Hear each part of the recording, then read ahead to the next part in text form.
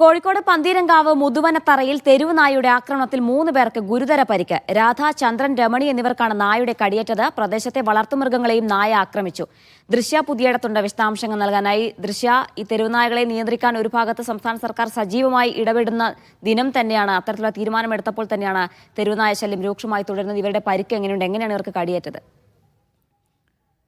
ജിന, ഇന്ന് വൈകുന്നേരം 5 മണിയോടെയായിരുന്നു ഇത്തരത്തിൽ പന്തീരങ്കാവ് മുതുവനത്തറയിൽ തെരുവുനായയുടെ ആക്രമണം ഉണ്ടായത്. ഏറ്റവും പ്രധാനപ്പെട്ട കാര്യം, വീടിന് മുന്നിൽ വെച്ചാണ്, വീടിന് മുറ്റത്ത് നിൽക്കുന്ന സമയത്താണ് ഈ 3 പേരെയും ഈ തെരുവുനായ ആക്രമിച്ചത് എന്നുള്ളതാണ്.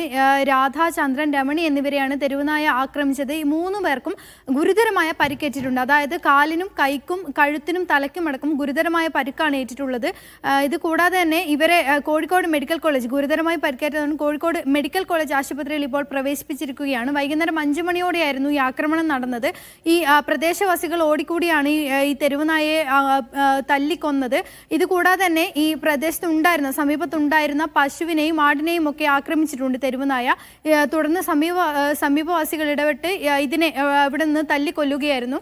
എന്തായാലും കഴുത്തിനും കൈക്കുമടക്കം ഗുരുതരമായ പരിക്കായിരുന്നു. സമീപവാസികൾ ഓടി എത്തുമ്പോഴേക്ക് ഈ കൈയടക്കം തെരുവുനായയുടെ വായിലേക്ക് ഉള്ള ഒരു സ്ഥിതിയായിരുന്നു. കൈയുടെ ഒരു ഭാഗം തെരുവുനായ കടിച്ചെടുത്തൊരു സ്ഥിതിയിലായിരുന്നു ഉള്ളത്. എന്തായാലും 3 പേർക്കും ഗുരുതരമായ പരിക്കേറ്റിട്ടുണ്ട്.